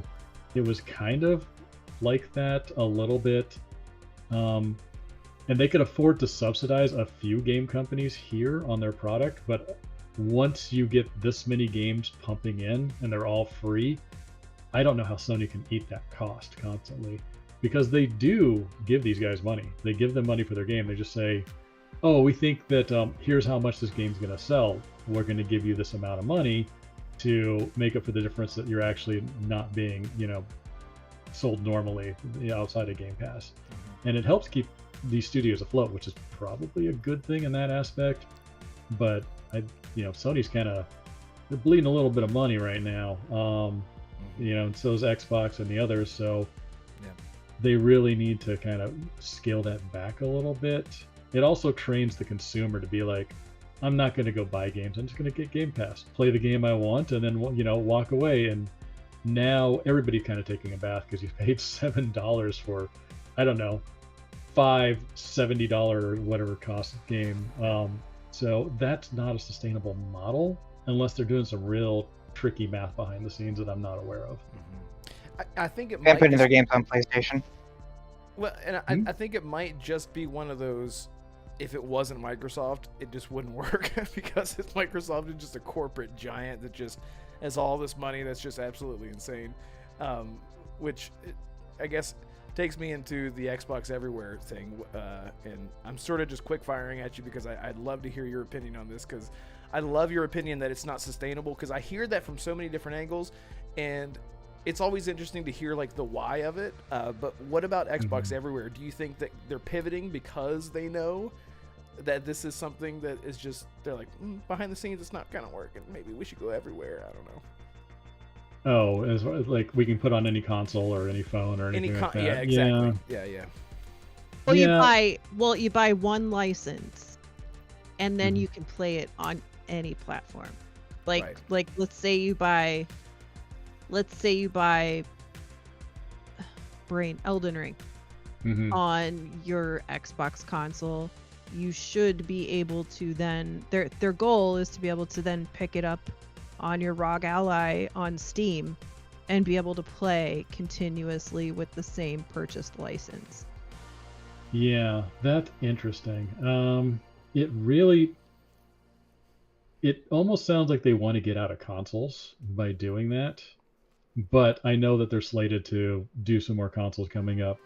Um, Activision used to like to do this. They used to like to scattershot their games across every single platform that was currently out there because A, they could make more money, and B, they could steal money from exclusives on those particular titles. So, you know, you don't have to just go to PlayStation to get this. You can go over to, Xbox, and then, if people get enough games on Xbox, they're not going to buy a PlayStation or vice versa. So it was an interesting marketing strategy back then. This sounds a little bit like that, but also, like I mentioned, consoles are expensive to make and ship, and they often have bugs and defects. You get the red ring of death or whatever it was back in the day on the old Xboxes. So having somebody eat that cost for you sounds like a really smart marketing plan to me. Plus, you get to eat into the profits at the same time. It's a great way to kill the competition. But yeah, it's like Xbox Everywhere. I just don't. Beyond those two strategies, I don't see why, if they do not simply want to get rid of or simply stop being responsible for the hardware, because that's the only way that really kind of makes sense to me. It's really well said. Really, like, I think a lot of people. Yeah, go ahead, Marco. Does that leave, in your opinion, does that leave Sony at a disadvantage because they are hanging on to the console, or because so now you have the opposite, which would be, right, Microsoft is like go everywhere, Sony's like stay on our console. So now if Xbox is pivoting to say, hey, we're going to, we don't really need the console anymore, Sony's still hanging on to that, does that put them at an advantage or a disadvantage? Because you can't buy Sony games everywhere. You can only get them on PlayStation still. But I'll also be playing my Xbox games on a PlayStation now if I'm looking for a console hardware specifically. So is it an archaic thing for Sony to not adopt that, or is it smart of them? Smart move. Yeah, it's interesting. I will speculate on this. Obviously, I cannot read the future or the minds of everybody in this. I have worked with Sony. Sony was really big into their hardware. In fact, when they first started out, they didn't care about games being good, as long as they looked technically impressive, so that they could tout it around and be like, look how many particles we're pushing, look how beautiful the graphics are, and it was just a bonus if the game is good. So they've always been very console focused and hardware focused. I do feel like they're a little bit behind the times. I was surprised that they're starting to think about putting games out on PC, because that would have never been acceptable.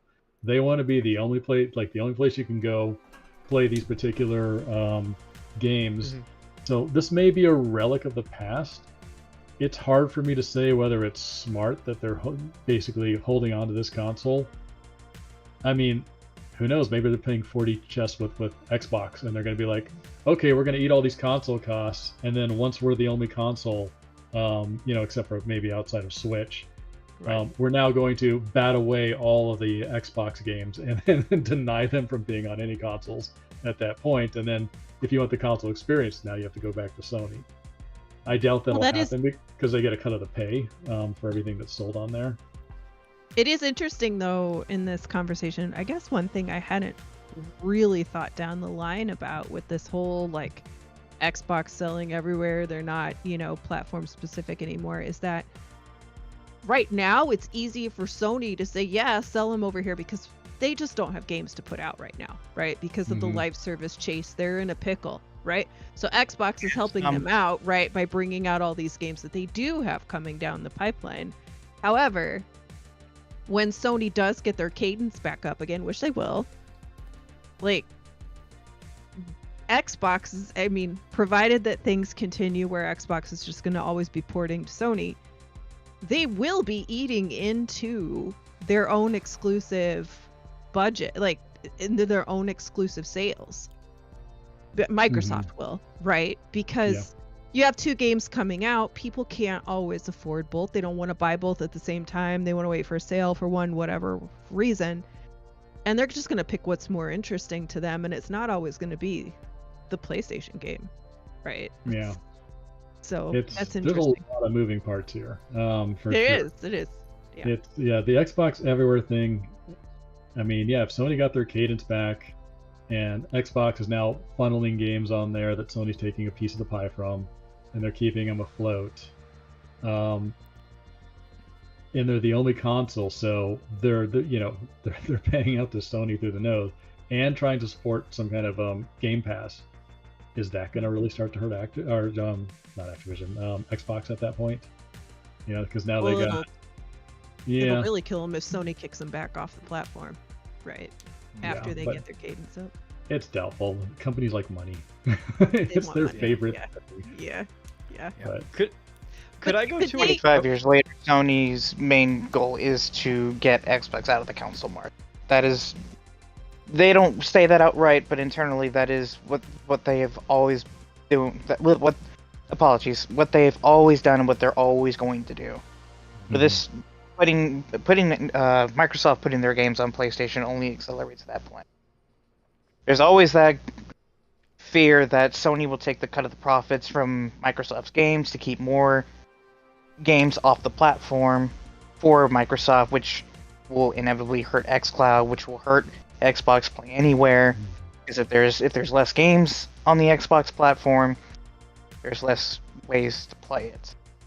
If that makes any sense. That makes sense.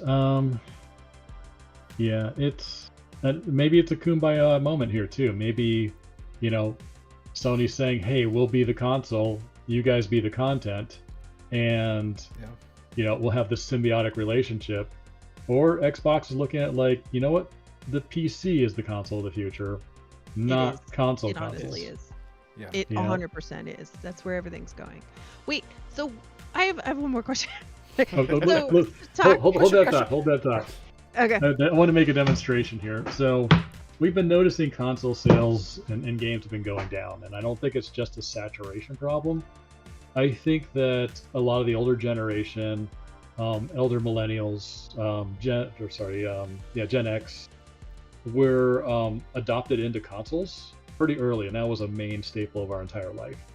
And we got our kids into it a little bit. But the current generation, you know what their console is that they're getting opted into?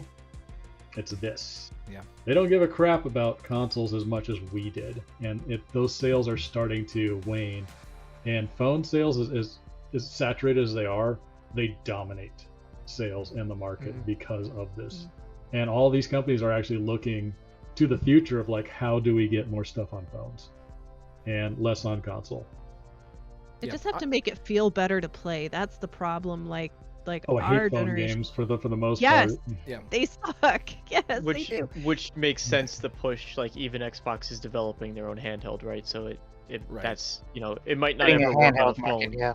I mean, it might not ever work on a phone, but we're seeing a resurgence of handheld. I mean, the PSP obviously didn't make it, and Game Boys But the Switch, are though. largely the Switch now and you have the Razer and all these other the Logitech I think has one, and all these other Xboxes coming out eventually. Yeah, if there's a Portal. testament to what you just said, David, it's the acquisition of Activision Blizzard and King being the king of mobile games. And again, I think a lot of us are just so caught up in the like Damarco, you said, like, is it archaic? Like now to think about like a console is the only way to game. obviously PC gamers have been gaming way longer than the console game, but before consoles were, you know, cool or whatever. But it is a giant company that are just looking at numbers, and the numbers say that mobile is hot right now. So that was, I think, one of the biggest reasons why ABK went through, or not that it went through, but that they were interested. And we're looking at it as console and PC players going, that doesn't make that, I don't care about that. But they're like, we don't care about you if you're not. It's all about the money. It's all about the Benjamins. Yeah. King was a money printing machine. Like, they looked at the financials and they said, oh wow, we could make so much money off of this if we hold on to these guys for 10 years and make, you know, another 1,000 levels in Candy Crush. Right. That, you know, you can grind through. But it's all cyclical. I mean, you know, like, you know, if you think about the music industry where everything went digital and then now they're going back to CDs and now people are collecting records, I have a feeling that someone's going to capitalize on, like, remember the old couch co-op days? Look, we're bringing back the console with all your favorites on it. It'll never have the complete saturation that it did before, but it'll come around again for a little bit. Right. Yeah, Damarco? Wait. I have one more. Wait. I got interrupted. Me. Go ahead. So it's just a curiosity because, you know, we look at the calendar of when games come out, and obviously, you know, it's depending on when they're ready, all that stuff. But, like, and we know certain games, you know, choose their release date based on kind of what's in that window and how it fits in to their plans. But do the stores or the platforms ever have any say about when a game's release date is set? Sorry, phrase that one again. It's right at the end. Yeah, so I'm just thinking about, like, let's say like as a studio, when you're setting your date, right? And you're kind of like, okay, I think this is a good date, right? It's kind of away from this, away from that. Do the store fronts, like let's say Sony, ever have any input in, you know, we've got God of War 3 coming out 5 days before that. We haven't announced it yet, but you can't bring out your game that time. We don't want to entertain that idea. One of us has to move, and we would prefer it be you. So you're saying who controls the launch date? Is it the publisher or is it the developer? Yeah, I guess. I mean, I think publishers do generally, right? But like, if you find out something else is coming, oh, I see what you're saying. You know what I mean? How is the bartering on who gets to pick their date and who has to move, right? Yeah, it's if there's a major competitor coming out, they may push your game back or up. Hopefully they'll push it back, because if they push it up, you're crunching, which is never a fun thing to do in the game industry. But I mean, when you start a game, you enter a contract with the publisher.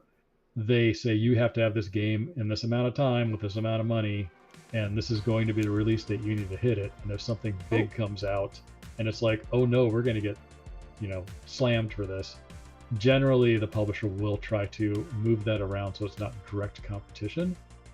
But when they do that, obviously money is not being made at that point, because now it's kind of mothballed until they can pull it out.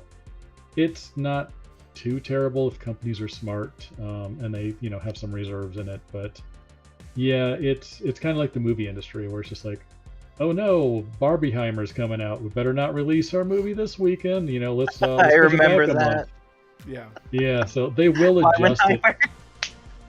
They'll adjust it for success if they can. If it's a game that they know is not good, and I've heard this through the grapevine, if they know it's not good, they will put it up against a big competitor in order to bury it and be like, oh look, we failed because GTA we figured came that out. They're not that clever. We figured that out. So is it kind of just who publishes their date first? If there's two that are similar in size, whoever first gets that date out there, they're in the better spot, and the other one kind of has to work around it. I mean, they all know it's coming down the pipe. They know state of play. They watch the forums. It's not as big a surprise as it used to be. Yeah. They just pushed. They probably pushed it back for different reasons, but like Fable got pushed back to next year. Yeah. I don't know if that's because supposedly GTA is coming out this year. Are they Yeah, that's afraid of actually that? something I wanted to ask, David. Is it?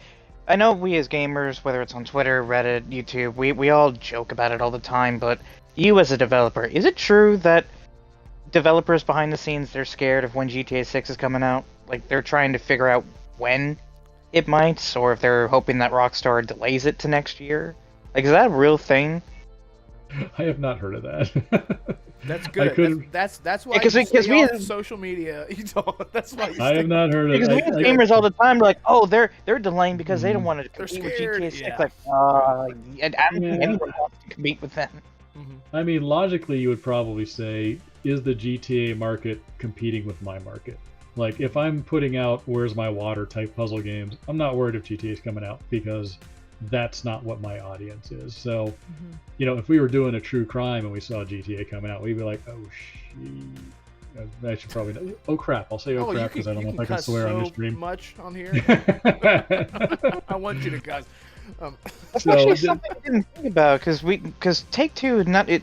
So GTA has not been delayed yet.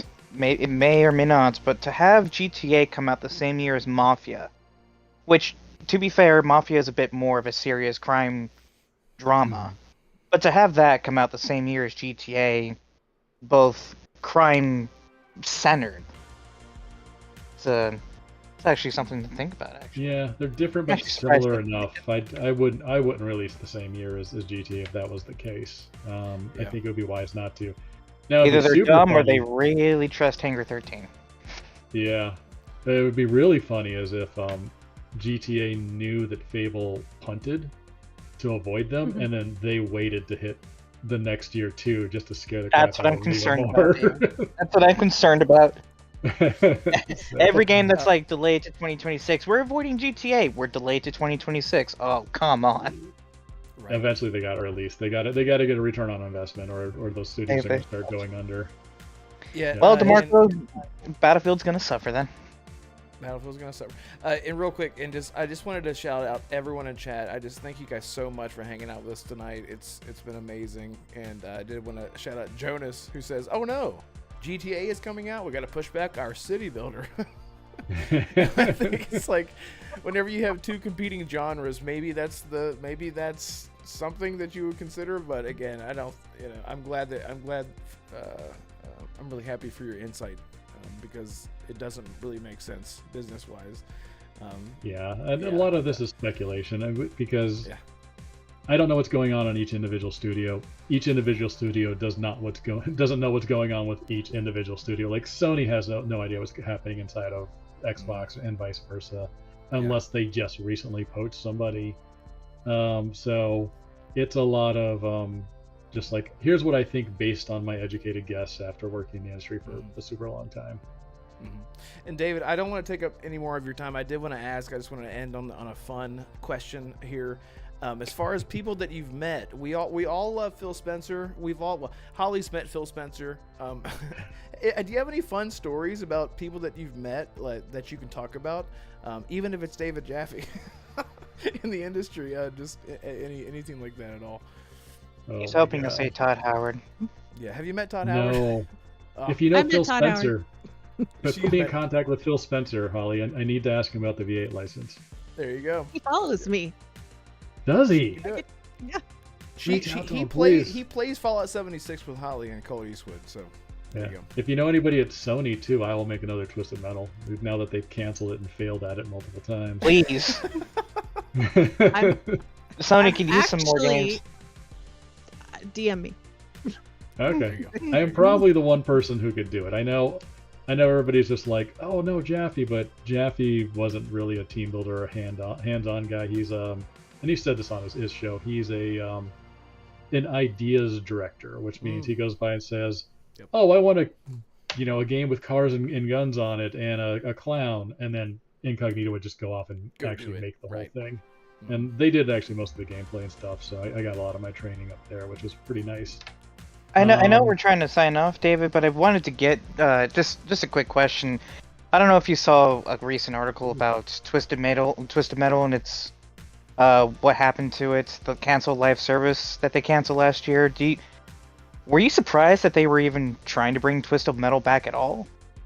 I'm not surprised they were trying to bring it back. It's probably a good time for it. I'm hearing a lot of rumblings from the community that they want another car combat. I was more surprised they tried to make it a live service. That didn't seem very smart, especially with all the trends you see with live service right now, which is probably why it got canceled. It looks like it was being made by the wrong studio too. I think it was Firesprite, and they're mainly known for doing VR, which God help them if they're trying to do a VR car combat game. Like that. Yeah, originally I think it was Lucid. I remember that the story was it was supposed to be Lucid Games who did Destruction All Stars. That they were working on Twisted Metal, and then they gave that to Firesprite. Yep. No, Which, that like is you also said, what they I heard. specialize in AR. It's just why in the world? Actually, let me turn my light here. I should show you a couple of things before we call it here. But as far as yeah. as far as fun stories go about people in the industry, I'm trying to think if there's anything. I mean, there's one about Mark Cerny that I couldn't talk about. Yeah, maybe I can. Whatever. I'll just do it. What? There was one of the barbecues I went to, and it was Ted Price and a lot of the NSIM guys. And I walk in, and Mark Cerny comes walking over to me, and he like shakes my hand. He goes, "Hey, I'm Mark Cerny. How you doing?" And I go, "I'm doing all right." And he's like, "Where are you working?" We're like making small chat, and like within the first 3 sentences, he goes, "I only have one testicle." And I was like, "What?" What? I was like, "What?" Break the ice. Are you pulling our leg here? And I'm like, "Are you messing with me?" It turned out to be true, but who starts a conversation like that? Did he have a glass in his hand? He's like, It's like that one Family Guy meme. It's like that one Family Guy meme where Peter's going to the bar and Quagmire says something weird, and Peter goes, "Who starts a conversation like that? I just sat down." just sat down. Right? Yeah. Sorry. Go ahead, David. Yeah. Ironically, though, he's a little bit like Garth, and I would expect Garth to just randomly tell me. There you go. That's There you go. Yeah. Yep. That's hilarious. Yeah. It's a good Other story. funny thing. Yeah, I'm trying to think if there's any good Jaffe ones I could tell. I can't think of anything. He was just a little tyrant at the time. Gosh, It's totally Christ, not okay. really. Yeah, you don't have to rack your brain over it. You don't have to rack your brain. I did. We did have one question coming in. Let me see. Thank you so much, BT Maverick, for the $5 super. He says, question: how is porting your game these days from low performing hardware like the Switch or a Steam Deck to higher Xbox, PS5 to a 5090 and all these PC configs? I read that verbatim, so I can read it again if you need it. You realize I'm a game designer, right? I don't do technical stuff, but I can talk a little bit about it. You probably have two separate teams. It's a really odd to up-res from a low-end device into a higher-end device. Usually it's the other way around. So we'd start off with a bigger one, and we'd strip down the polys, go through, minimize all the textures, little things like that. If we have to pull in the draw distance too, so it works on these other devices. But usually there's like a separate team to do that, because the main team who built the game is probably moving on to the next game. That's what we did with like the Ratchet games and a bunch of the others. Just like, here's an outside house, go res this thing down or res it up, which they did for Size Matters, and they'll generally handle that. That's my best answer as a non-technical person.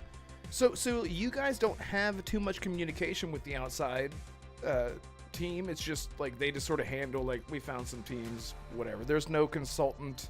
There's no like, you go tell them how the shaders work or anything. They just figure it out. Or no, if they got questions, they will ping the developers there, and then the programmers will ask questions and be like, well, here's how we did it, and here's what we think the best way to do it is. The team could probably do it, but their resources are better spent elsewhere at that point. Let me grab one thing real quick. Please, Holly mentioned earlier, and I'll be right back. Yes. So I believe David is probably going to grab his signed copies And I won't spoil what was done to them, but I think I know. And I'm really excited. Sounds like he broke something. He's like, I can't find the key. I'm gonna break this glass to open this case. Here he comes. Oh, here he's doing his Morse code on his special developer lock. Here we go. Thank you so much, Donnie. He likes my American non-tariffed monies better. Thank you, Farq, for the $5 euro. Appreciate you, bro. Take my monies. Guys, thank you so much. This has been such it's been a big milestone. This show has been so fun, and it's flown by. I didn't even realize that we're like 10 minutes over. Yeah, and go support David on all the links in the description below, please. I got them all linked there.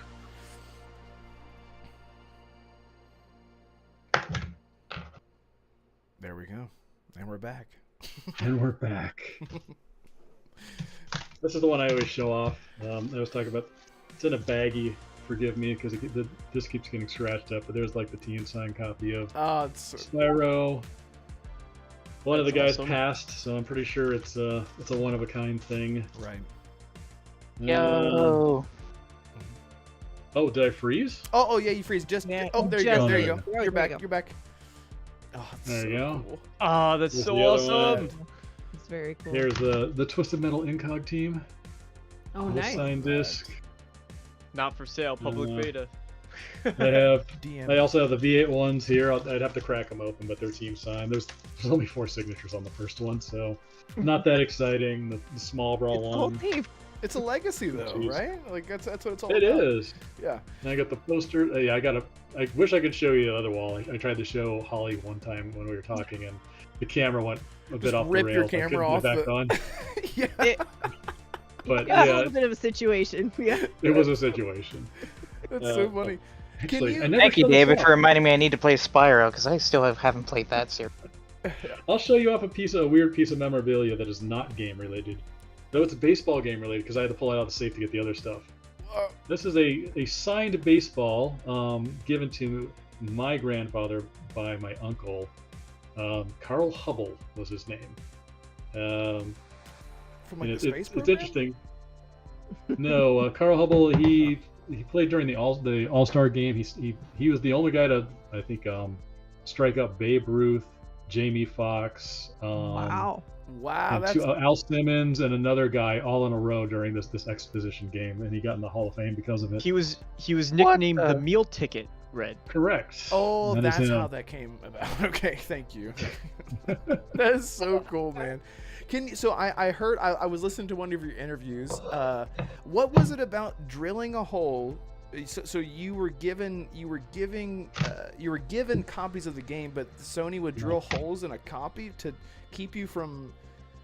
I didn't quite understand. I was like, I don't think I'm smart enough to understand what he's saying right now. No, it's not as exciting as it sounds. So the Spyro one here. If you worked at Sony, it would give you they'd give you a bunch of free games every month, but they didn't want you reselling it like GameStop, so they would drill holes in it. And had an arrangement with a lot of the major game retailers, and they would not buy that game from you if it had a drill hole in it. So that's how you knew it was from. I was thinking it was the pretty disc. prehistoric way to do it. Yeah, exactly. You just have a guy named Derek just in the background, just drilling every disc. What do? I drill holes in CD cases for video games. Yeah. Because I thought you meant the disc, and I was like, "There's already a hole in it." There's one story I wanted to tell you guys, kind of about media and how they used to buy reviews back in the day. So if you let's say we were having a game come out and we wanted to be featured on like a Game Informer or something like that. We would, so all the dev codes that we used when we were developing the game, like invincibility and infinite weapons and all those type of games, we would use them to playtest the game to get all the bugs out before we launched the game. But then Sony or Activision would come to us and say, change all the names of the codes so that QA doesn't know what they are, and then hand them over to us, and then they would use those to bribe all the game magazines to put us on the cover of that magazine so that they would get like 4 or 5 of the codes that was just exclusive to them. Wow, I So- see. So exclusivity has always been a thing. It's always Mhm. been a thing. That's a sneaky way to do it, though. That's Mhm. that's like Oscars level. Well, I don't think the Oscars it, but like the Golden Globes level of like wine and dining to get your movie nominated. But like that is really sneaky. Yeah, I Yeah. love that. Yeah, that is so But- cool, man. That is so cool. David, I can't thank you enough for coming on. It's been so cool. This has been incredible. I have 157,000 more questions, but maybe we'll get you on some other time, and I'll be able to ask at least 7 of those. But I don't want to take up any more of your time. But please tell people where they can find you. I do have all of your links. I literally just copied your links from your YouTube channel into this description because like, that's a lot. So they're all down in the description. So please tell people where they can find you and whatever you can talk about to get people excited. Sure. I'm not a big streamer. I stream when I can, in between job and crunch. But I stream a lot of my old games. I'll talk about behind the scenes type stuff there. It's YouTube over on Goodrich Games. I'm trying to get to a sub goal of probably another 100 people to do one of the cut endings from Twisted Metal, because I wrote out a bunch of them. We had to cut them, so I'm doing little animatics and stuff like that. And then probably start playing through the other ones like Star Wars Demolition and Twisted Metal Black, and talk about those old days. See if Jaffe ever shows up. No, I doubt he will.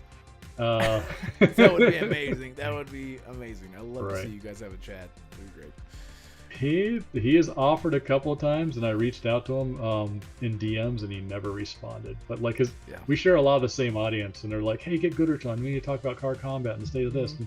And I literally have clips of him going, "I'll get him on if he wants to come on." And I DM, and I'm just like, "I never hear." So it's just like, he's just passed out all right. on his futon or something. He's just a big old bag of Doritos and a bowl. Living the Why life. is that so specific? Living the dream, baby.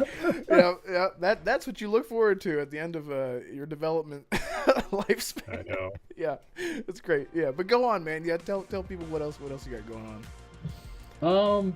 That's mainly it. And then I stream when I can, and then just make videos. But I haven't been able to do it like the last couple of weeks because we've been in a major crunch at work. So hopefully, I'm hoping to pick that up again.